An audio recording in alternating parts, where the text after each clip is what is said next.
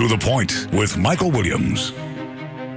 Calling for help in dealing with the opioid crisis. One local official pushing the governor to declare a public health emergency in Florida, similar to emergencies declared in other states. Good morning and welcome. An estimated 500 people died in Palm Beach County alone last year from opioid overdoses. That's what Palm Beach County Commissioner Melissa McKinlay wrote in her letter to Governor Rick Scott, asking him to declare a public health emergency. And she joins us now. We thank you for being with us. Absolutely. Good morning. Frame the issue for us. 500 deaths. Talk about that. Frame the issue more deeply about what we're dealing with. Then we'll talk about response. Well, we're dealing with, as you said, about 500 estimated deaths in Palm Beach County just in 2016 alone. We've seen over a 300% rise in the number of overdoses in Palm Beach County over the last 3 to 4 years. A cost to local taxpayers. You're talking about almost 5,000 Narcan, over 5,000 Narcan administrations to try to revive overdose victims. Narcan being a drug that can be used to counteract opioid overdoses, but in some cases they're having to use more and more of it with less and less effect. Well, because the heroin that we're seeing on the streets is a lot stronger. Stronger and stronger. And as part of the conversation as well, we were just out with first responders. This whole opioid crisis is straining to the limit first responders in many, many cases doing their very best out there on our behalf, but is really putting a strain on their resources. It's $6 million.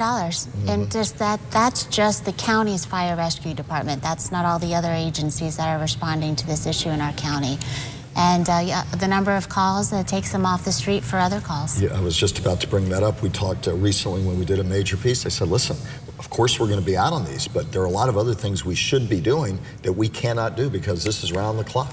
Round the clock. And you have asked Governor Scott for a public health emergency. What response have you received? Nothing from the governor himself to date. I went to Tallahassee this week and did meet with some of his staff, and I don't get a sense of urgency from his staff that they see this as something worthy of declaring a crisis. And yet in 2011, during the pill mill crisis, there was an emergency declared, was there not? There was. That was part of legislation the legislature passed, but yes, there was. Talk a little bit more about the lack of response as you perceive it. You also talked to other state lawmakers. What was the general sense there? Other states have taken this up as a large issue. You said you didn't feel like you got a great response. Talk a little more deeply about that, not only from the governor's office, but your conversations with other lawmakers. Well, you know, we held a press conference a couple weeks ago, and we had well over a dozen lawmakers from both sides of the aisle that attended.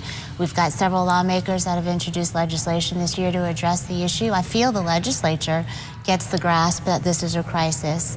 I was disappointed in the governor's office response. They just said they haven't heard from a lot of Floridians about this being an important issue, and they seemed unwilling to declare anything for us. And they will have a major pitched battle right now about tourism and business funding, but on an issue of life and death, your concern is that right now it's falling on deaf ears in at least some places. Let me ask you, what would a public health emergency effectively do? A counter-argument might be, okay, we declare it. What would it free up? What would it do in terms of bringing focus, resources, dollars to the fight? Well, it depends on how the governor sets it up. In other states, Massachusetts, Virginia, Alaska, they've used it as opportunities to create strike forces. You know, get the stakeholders around the table, come up with a plan. They've used it to free up Narcan resources, to free up state funding to add additional detox beds and fund other community-based programs. I mean, there's various ways you can address the issue through a declaration, the very least of which is just you heighten awareness of the issue and you can do a public awareness campaign around it. Commissioner, the cycle has become so nasty. When you talk to other health professionals and first responders, and I know when you're done with us, you're going to be out riding with first responders. What do they say about the cycle and how it's broken, or if it can be? We're not breaking it. You know, when you get an example from fire rescue of a gentleman, and I know our state attorney rode along with them last week, and he went on a call that it was the second time that this particular gentleman had been revived in one day.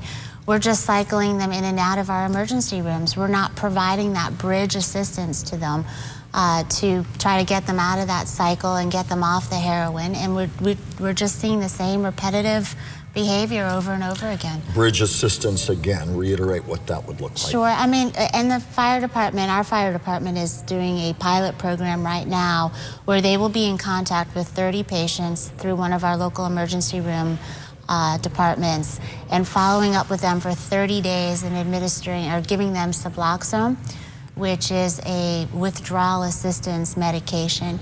That kind of assistance to be able to help them when they come in as an overdose to try and get them help, and we're missing that piece right now. And that's where you need the attention, the resources, the funding at the state level to help push for those kind of resources as you just described them. Absolutely. Talk about the reality that's oftentimes with epidemics like this, and it's nothing less than that, not only here, but nationwide.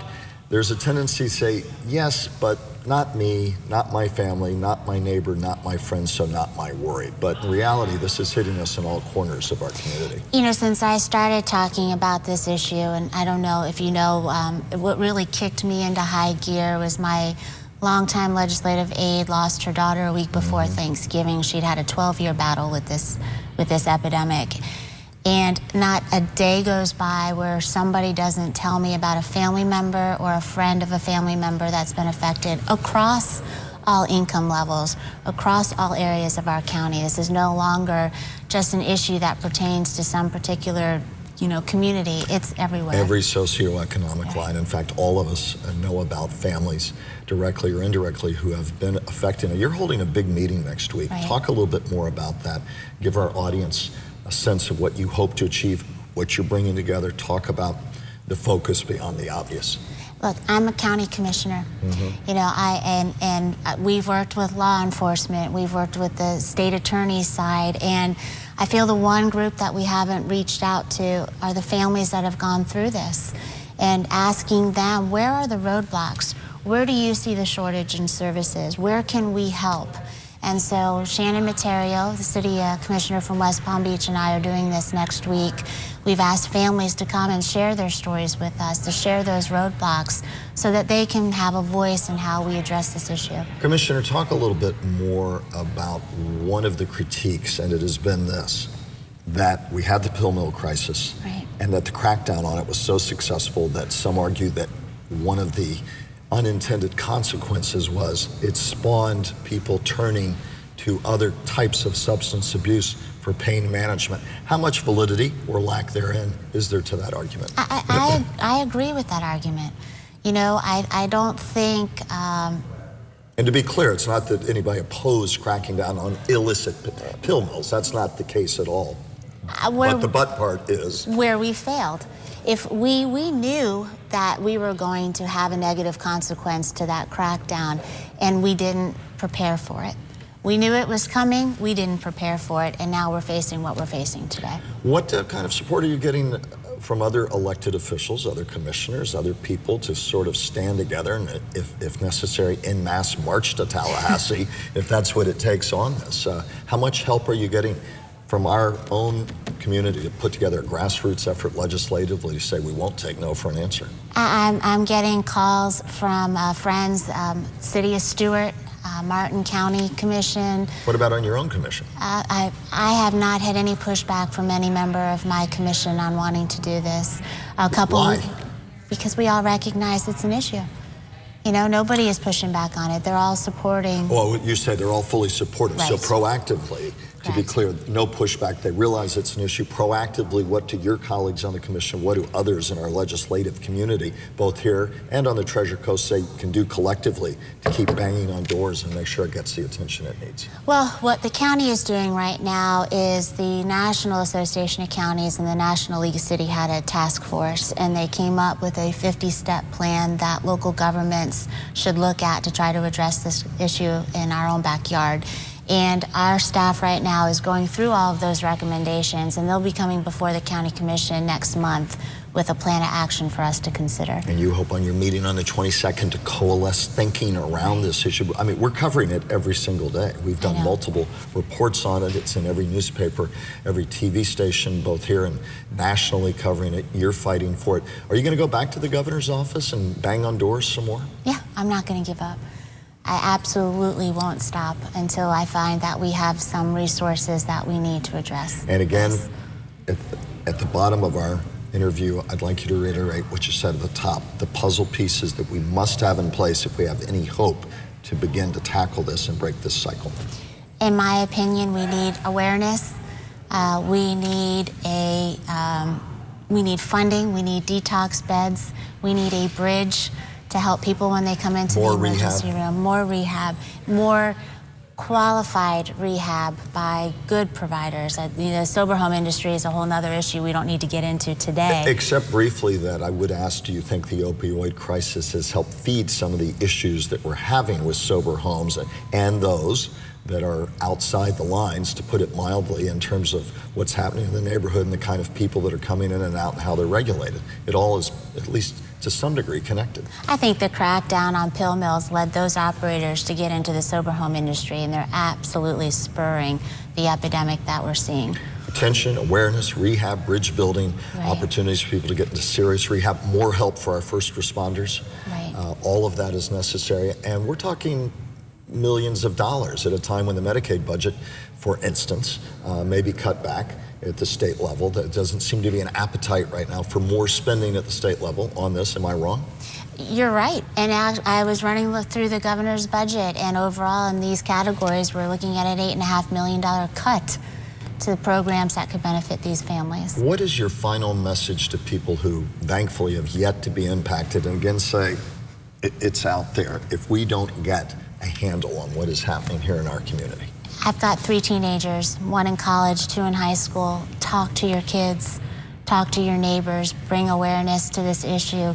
Make sure that the medication, if your doctors are prescribing it, ask for alternatives. Try to stay away from it at all, if at all possible. And, for those that have to take opioid medications for chronic pain relief, make sure that those are out of the wrong hands. And that would be my message. We've got to talk to our kids and talk to our family about this issue. Have you talked to our incoming Florida Senate President, Joe Negron from Stewart, who's certainly aware of the situation and perhaps could help carry some of the fire in the water on this, what has come out of his office? I haven't sat down with President Negron, but given, he's always been involved in criminal justice conversations since his time in the legislature, and so I imagine that he's looking at this closely, and we'll examine it when it comes budget time. You'll keep banging on doors all the way to the governor's office. We appreciate the outreach you're providing here. I want to put up the full screen again about this very important meeting. Your meeting for families, Wednesday, February 22nd, 6:30 p.m. at Palm Beach County Main Library, 3650 Summit Boulevard, West Palm Beach. Opioid epidemic meeting. You're going to connect with families to discuss this, the abuse epidemic, and what you described. Commissioner McKinlay, is a casual atmosphere. Will be you? Might other elected officials be there as well? It's an open forum for people to come and just talk. Yeah, I have invited other elected officials under the guise that they are there to listen, not to talk. Right. I want this to be about the families. Well, we will be there to look in, and we thank you for being our guest. We know that it's part of a conversation that is a community-wide call to arms in terms of what's going on out there. We appreciate your attention and time, and we'll be talking to you more. Okay, thanks so much. Thank you very much. Coming up, we'll turn to politics, and one of the topics many people are talking about following President Trump's news conference.